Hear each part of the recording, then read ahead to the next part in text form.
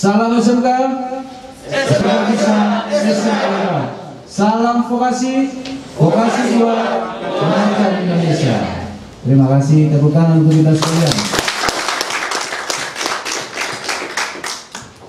Kepala SMK Negeri 4 Kupang, Bapak Semindolo SPD, yang kami hormati pengurus PKL SMK Negeri 4 Kupang, serta peserta didik yang mengikuti pembekalan PKL yang kami kasihi. Puji dan syukur kita panjatkan kehadirat Tuhan Yang Maha Kuasa, karena atas perkenanannya kita masih dikumpulkan dalam keadaan sehat walafiat. Selanjutnya kita akan dengarkan laporan pengurus PKL. Karena itu saya berikan kesempatan kepada Bapak Irfan. Assalamualaikum warahmatullahi wabarakatuh. Salam, salve, Om Swastiastu, Namo Buddhaya, salam kebajikan, Rahayu. Yang saya hormati Bapak Kepala SMK Negeri 4 Kupang, yang saya hormati pula Bapak Wakasek Kurikulum SMK Negeri 4 Kupang, teman-teman perwakilan dari program keahlian pria kayu, pria tekstil, TKJ, dan desain komunikasi visual, serta anak-anak yang saya kasihi dalam Tuhan. Izinkan saya untuk menyampaikan laporan kegiatan pelepasan siswa PKL. Pendahuluan, program pendidikan 3 tahun di SMK bertujuan agar lulusan SMK memiliki kualifikasi minimal jenjang D3 pada KKNI, memiliki kompetensi sesuai tuntutan dunia kerja, dan memiliki keunggulan kompetitif dalam menghadapi persaingan pasar bebas. Keberhasilan program pendidikan 3 tahun di SMK memerlukan dukungan dari berbagai pihak dan kesungguhan pihak sekolah agar tujuan tersebut dapat dicapai. Masing-masing harus mampu berperan sesuai fungsinya. SMK sebagai pusat keunggulan penghasil tenaga kerja yang memiliki keunggulan kompetitif berupa keterampilan berpikir tingkat tinggi. Dinas Pendidikan memberikan pembinaan dan dukungan kepada SMK, dan juga instansi pemerintah dan dunia kerja memberikan penghargaan yang sesuai dengan jenjang 3 pada KKNI. Sinergi dari beberapa pihak tersebut diharapkan menjadi kekuatan besar yang mampu mendorong dan meningkatkan kualitas pendidikan, khususnya kualitas lulusan SMK. Dengan demikian, sinergi ini harus selalu dibina dan ditingkatkan agar mampu mendorong peningkatan kualitas pendidikan secara menyeluruh. Dasar hukum: 1.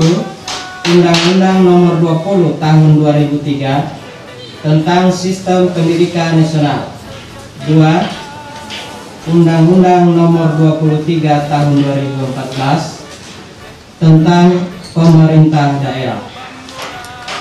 3. Peraturan Pemerintah Nomor 19 Tahun 2005 tentang Standar Nasional Pendidikan yang telah diubah terakhir dengan Peraturan Pemerintah Nomor 13 Tahun 2015 tentang perubahan kedua atas Peraturan Pemerintah Nomor 19 Tahun 2005 tentang Standar Nasional Pendidikan.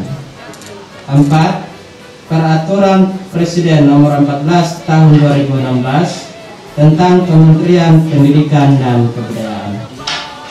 5. Instruksi Presiden Republik Indonesia Nomor 9 Tahun 2016 tentang revitalisasi sekolah menengah kejuruan dalam rangka peningkatan kualitas dan daya saing kualitas sumber daya manusia Indonesia. A. Tujuan: Tujuan penyelenggaraan PKL dan adalah agar lulusan SMK memiliki 1. Kualifikasi minimal jenjang 3 pada KKNI. 2. Kompetensi sesuai tuntutan dunia kerja. Dan yang terakhir, keunggulan kompetitif dalam menghadapi persaingan pasar bebas. Manfaat: dengan adanya harapan memiliki manfaat sebagai berikut. 1. Sekolah menengah kejuruan sebagai institusi penghasil tenaga kerja yang memiliki keunggulan kompetitif dalam hal keterampilan teknis dan keterampilan berpikir. 2. Dinas Pendidikan Provinsi dapat memiliki institusi unggulan yang menghasilkan tenaga kerja yang profesional di bidangnya. 3. Instansi pemerintah atau dunia usaha atau dunia industri terpenuhinya kebutuhan tenaga kerja kompetitif dengan jenjang 3 pada KKNI. Peserta: adapun peserta yang akan mengikuti kegiatan praktek kerja lapangan atau PKL adalah sebagai berikut. Siswa DKV terdiri dari 65 siswa. Siswa teknik komputer jaringan terdiri dari 92 siswa. Siswa kriya kayu terdiri dari 22 siswa. Siswa kriya tekstil terdiri dari 32 siswa. Tempat dan waktu. Tempat penyelenggaraan PKL dilaksanakan di perusahaan antara lain, baik itu instansi dan juga IDUKA yang ada di dalam Kota Kupang. Waktu PKL terhitung mulai tanggal 30 Agustus sampai dengan tanggal 21 November 2021. Pembiayaan kegiatan pelepasan siswa PKL dan magang berasal dari dana POS atau dana operasional sekolah SMK Negeri 4 Kupang. Demikian laporan pelaksanaan kegiatan ini kami sampaikan, dan selanjutnya kami mohon kesediaan Bapak Kepala Sekolah untuk memberikan pembekalan dan sekaligus pelepasan siswa PKL. Sebelum saya menutup kegiatan ini, permohonan maaf kepada kita semua, terutama Bapak Kepala Sekolah, yang rencananya kegiatan pembekalan ini kita mulai tepat di jam 10.30, tapi karena kondisi satu dan lain hal kita agak bergeser sedikit. Assalamualaikum warahmatullahi wabarakatuh. Salam sampai, Om Swastiastu, Namo Buddhaya, salam kebajikan dan rahayu. Terima kasih.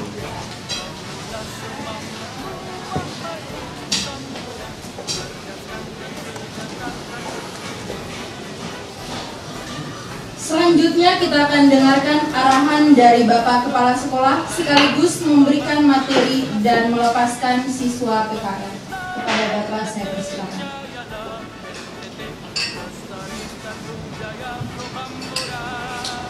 Terima kasih. Shalom. Assalamualaikum warahmatullahi wabarakatuh. Om Swastiastu, Namo Buddhaya, salam kebajikan, salam. Yang saya hormati dan kasihi rekan-rekan staf pimpinan, Pak Hari selaku Kasih Kurikulum, Pak Edi selaku Kasih Sarana Prasarana, dan juga ada Pak Irta yang membawahi Humas dan Hubungan Industri, Kerjasama Industri, yang juga sekaligus sebagai koordinator untuk pelaksanaan PKL tahun ini. Ada Ketua Perwakilan Pak Herman dari DKV, beliau yang lain tidak hadir, tapi juga dihadiri oleh teman-teman guru yang lain. Anak-anakku sekalian, sekali lagi selamat pagi, salam sehat untuk kita sekalian. sehat-sehat ya. Nah, kalau yang tidak sehat tidak bisa mengikuti PKL. Jadi kalian yang lebih tahu tentang kondisinya di dalam keadaan sakit, kalau informasikan segera supaya itu bisa ditunda pelaksanaannya. Jangan paksa diri dan sampai kalian justru malah sakit. Beberapa hal yang perlu saya ingin tanyakan kepada anak-anak. Pertama, anak itu senang tidak belajar dari rumah? Selama ini belajar dari rumah senang atau tidak? Ya, suka atau tidak? Tidak suka ya. Survei di semua sekolah rata-rata mayoritas begitu. Anak-anak merasa tidak terlalu suka belajar di rumah. Kenapa? Alasannya apa? Coba satu orang dia dari sini dari tekstil. Kenapa tidak terlalu suka belajar dari rumah? Kurang mengerti. Oke, ini metodenya yang harus dibayarkan. Ada lagi yang lain? Ya. Kenapa kurang mengerti?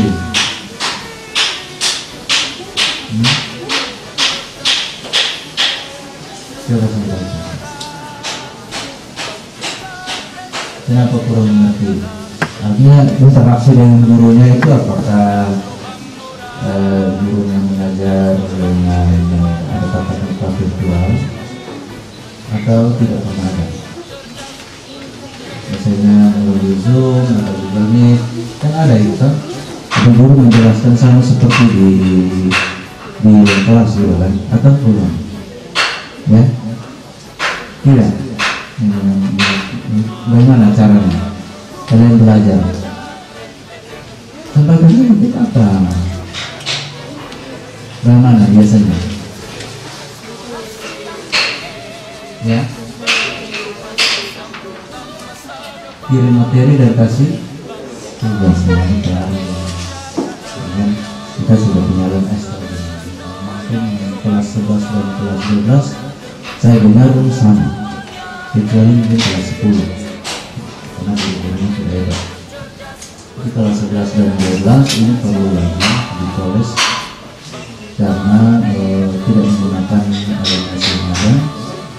Maka lebih banyak dan saya dengar juga ini beberapa siswa dalam wawancara saya coba diskusi, mereka malah mengeluh karena kalau dikirim buat WA itu justru HP mereka hang gitu, karena semua data harus di-download di situ dan daya tampung kapasitas HP mereka justru sangat terganggu. Jadi mereka bilang kenapa tidak melalui Google Meet saja Pak, di share di sana dan kalian saja. Oke, terima kasih banyak ya. Ini survei sederhana, tapi ternyata bukan hanya kalian, beberapa siswa saya coba diskusi sampai tengah sama. Ini menjadi PR bagi sekolah.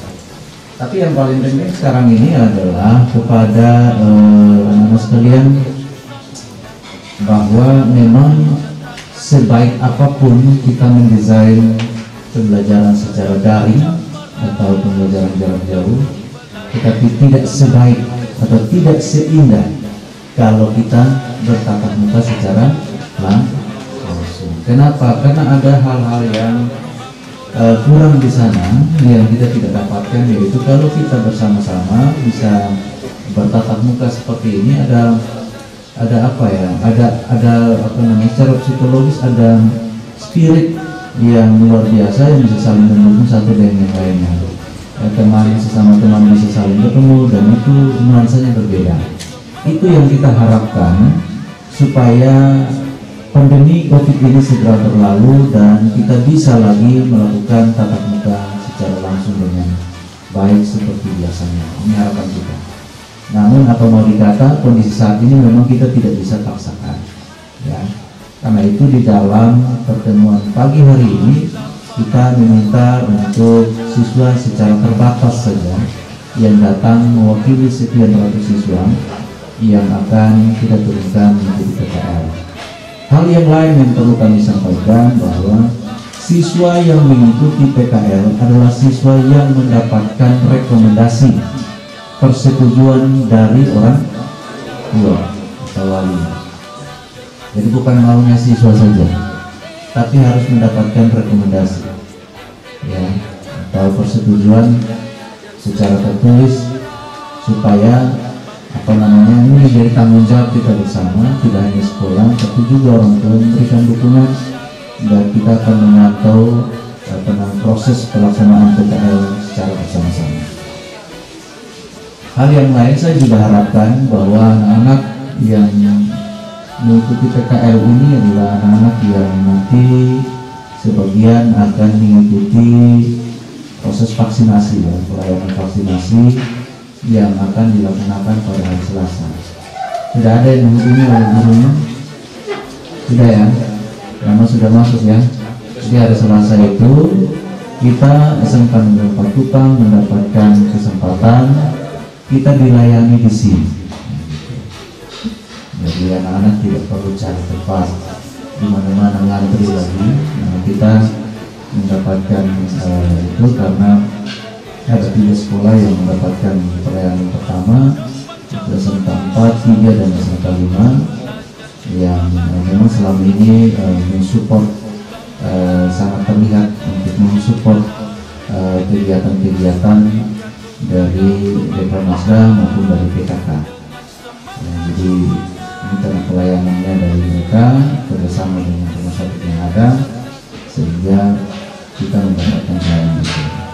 Nanti baru dilanjutkan sekolah-sekolah yang lain. Kepada anak-anak, saya berharap ini semua sudah mendapatkan izin dari orang tua. Sudah, ya? Jadi tidak ada lagi yang keberatan dong. Bahwa sekalipun mendapatkan izin dari orang tua, tapi di perusahaan mulai tanggal 30 hari Senin akan mulai kita terjunkan. Kalian sudah harus mulai mempelajari siapa yang akan kalian temui, dan kemudian siapa guru pembimbingnya.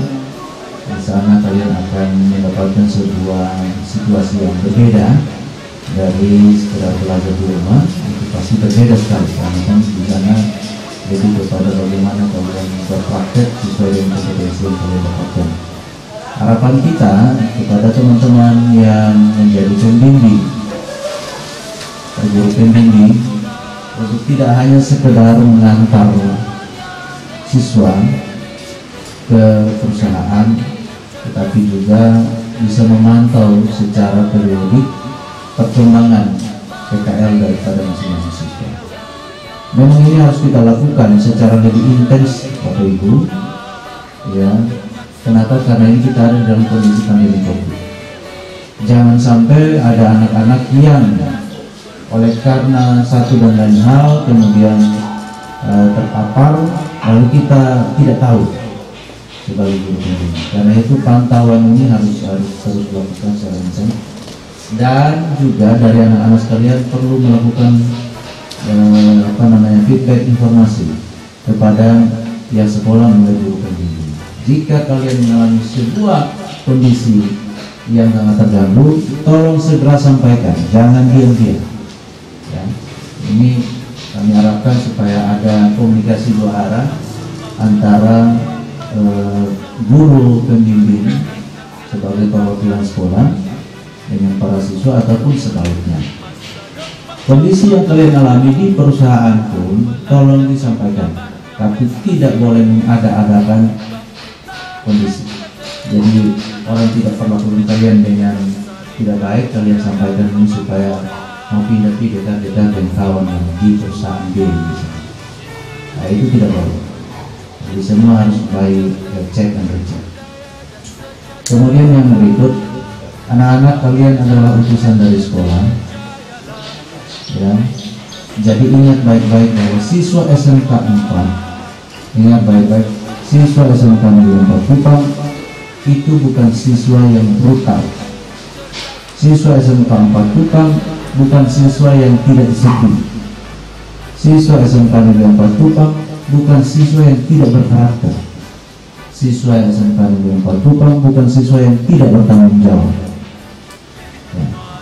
Jadi artinya bahwa kalian harus menunjukkan bahwa kalian adalah utusan dari SMK Negeri 4 Kupang yang sudah dididik dengan sedemikian rupa, dari segi attitude-nya, sikap perilaku, cara bertutur kata, sopan santunnya. Kemudian kalau dikasih tugas tanggung jawab sampai tuntas, bukan jam pulang itu jam 4 sore misalnya, kalian sudah sepakati di sana jam 4 sore, jam 2 mulai alasan kiri kanan perut sakit, padahal pacar setunggu memang di depan. Ya, tidak mau seperti itu. Ya, jadi jadikanlah kesempatan pemagangan atau proses PKL ini ya, sebagai kesempatan untuk prakerja. Jadi ini semacam prakondisi, kalian ini sementara geladi untuk bisa bekerja.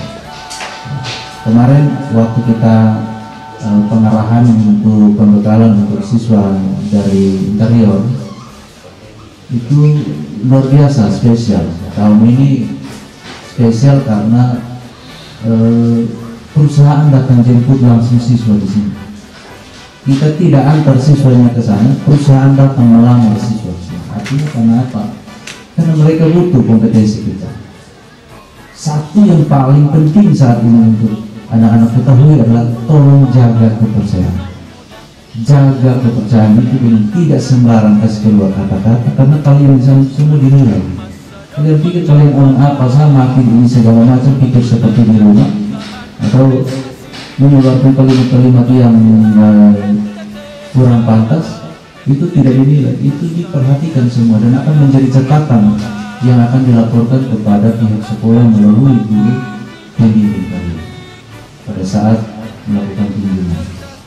Ya, harapannya saya juga dengan Pak Wakasai Kurikulum, mungkin dengan teman-teman ketua program kalian juga sewaktu-waktu kita melakukan kunjungan untuk mengecek dan melihat lebih dekat terkait dengan pelaksanaan PKL di masing-masing studi. Mungkin di sekeliling semua beberapa yang menjadi sampel untuk kita lakukan kunjungan dan melihat keadaan kalian seperti apa.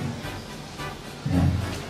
Yang berikut kepada teman-teman seluruh pengelola dan juga guru pembimbing, tolong supaya dikomunikasikan dengan baik agar anak-anak kita tidak menjadi tukang sapu saja. Kalaupun di lingkungan itu ada kotor dan terpaksa harus bersihkan, itu sekali-sekali, tapi bukan menjadi pekerjaan utama. Ya, tolong disampaikan. Kalau ditemukan ada seperti itu teman-teman, tidak usah segan-segan, sampaikan kepada kita dan kita bisa menarik siswa itu kembali untuk ditempatkan di tempat lain. Sebaliknya siswa, tolong supaya jangan karena kalian sudah di sana, kalian merasa bebas pantauan dari guru, karena guru tidak setiap hari di sana, lalu kalian bebas melakukan apa saja. Makan, buang sembarang sampah di mana-mana. Ini hal kecil tapi saya ingatkan, ini karakter yang harus dibangun. Kalau pimpinan perusahaan atau staf bisa memberikan kalian kepercayaan untuk mengerjakan satu tugas, tolong supaya itu dikerjakan dengan tekun. Kalau tidak tahu, bertanya, jangan sok tahu. Yang jadi masalah itu sudah tidak tahu, sok tahu lagi. Ya, kalau sok tahu itu kerja asal sudah, itu mau, dan akhir fatal baru kalian disalahkan. Jadi kalau tidak tahu, bertanya. Dan tidak ada salahnya sih. Bertanya pada guru pamong, instruktur di situ, sebagai pamong belajar kalian di situ, supaya kalian bisa dapat arahan. Ya. Yang berikut, kalau kalian nanti ditempatkan di katakanlah di front office-nya untuk menerima tamu dan lain-lain, coba ingat baik-baik. Ketika tamu itu datang, kalian jangan sambil main HP atau melakukan pekerjaan. Segera datang dan dekati orang itu, kemudian sampaikan bapak atau ibu ada yang bisa dibantu, walaupun kalian tidak bisa bantu apa yang dibutuhkan misalnya, tapi setidaknya kalian bisa komunikasikan itu kepada staf atau pimpinan di situ. Saya yakin hal-hal kecil yang kalian lakukan seperti itu akan menjadi penilaian yang baik, dan bisa jadi setelah kalian tamat dari sini, dia sudah bisa memperkerjakan kalian. Ada banyak dari alumni kita, tamatan kita itu sudah bekerja, ya, karena melalui proses magang ini mereka dinilai baik. Sekarang orang cari pekerjaan susah, bahkan yang sudah dapat pekerjaan pun diberhentikan dari pekerjaannya oleh karena apa? Satu, pandemi COVID ini membuat orang tidak mampu untuk membayar gaji mereka. Yang kedua, sudah dapat kerja, gaji sebagus, tapi kerjanya ogah-ogahan. Kapan dia pengen datang ya dia datang, kalau dia tidak suka datang ya tidak bisa datang. Nah, ini karakter yang buruk. Jadi sekali lagi kepada anakku sebagai perwakilan, titip pesan kepada teman-teman kalian bahwa ini bagian daripada dukungan sekolah kepada kalian semua untuk bisa melaksanakan pembelajaran secara praktikum melalui kegiatan praktek kerja lapangan di perusahaan. Jadi tolong jaga baik-baik nama besar keluarga SMK Negeri ini, juga kalian jaga masa depan kalian. Jaga masa depan itu apa? Karena siapa tahu dengan adanya PKL ini di tempat itu kalian bisa mendapatkan kepercayaan untuk suatu waktu bisa bekerja di sini. Ya. Jadi ini hal-hal yang selain itu ada kegiatan yang mungkin akan dilaksanakan di sekolah. Ada sejumlah siswa yang pasti akan melaksanakan PKL di sekolah. Nah, workshop yang ada di SMK Negeri Kupang, dan kita menamakan PKL berbasis wirausaha. PKL berbasis wirausaha artinya bahwa kalian dibebaskan dari kompetensi yang seharusnya kalian belajar di struktur kurikulum yang ada itu, tapi kalian akan diberikan kesempatan untuk silakan mencarikan orderan di luar. Misalnya stadion baru, misalnya cetak baliho dan lain-lain. Cari order dan bawa ke sekolah, dikerjakan di sekolah. Sekolah siap membantu untuk pengadaan bahan yang dibutuhkan, asalkan itu harus orientasinya adalah untuk kewirausahaan. Ada banyak hal yang selama ini kita masih kurang oleh cara pandemi ini, yaitu kita masih pembelajarannya belum berorientasi pada pasar. Sekarang kita harus balik.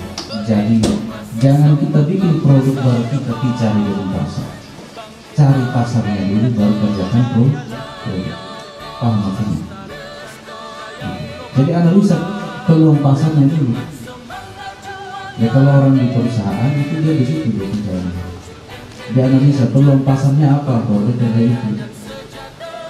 Dia dapatkan orderan dan seterusnya. Jadi jangan kita balik, kita bikin produk ini banyak-banyak, baru kita jual baik orang beli. Jadi kalau dia tidak suka ya kita rugi, ya kan?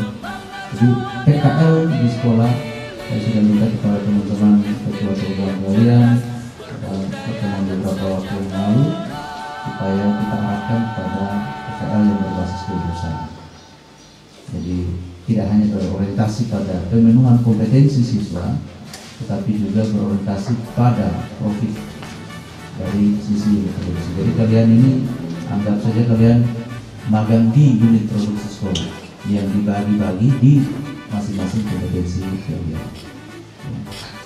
Ada yang di Kria Kayu, ini Kria Kayu sudah tidak bisa diragukan lagi karena memang produknya adalah produk pesanan yang sudah siap menunggu. Jadi kalian tinggal belajar saja. Jadi itu banyak produk yang sudah siap menunggu di sana. Saya kira ini beberapa hal penting yang perlu saya sampaikan kepada sekalian. Secara teknis lebih lanjut saya serahkan kepada teman-teman staf pimpinan yang menangani soal ini, baik dari kurikulum maupun dari Pak Yurta selaku koordinator PKL, dan juga dibantu oleh teman-teman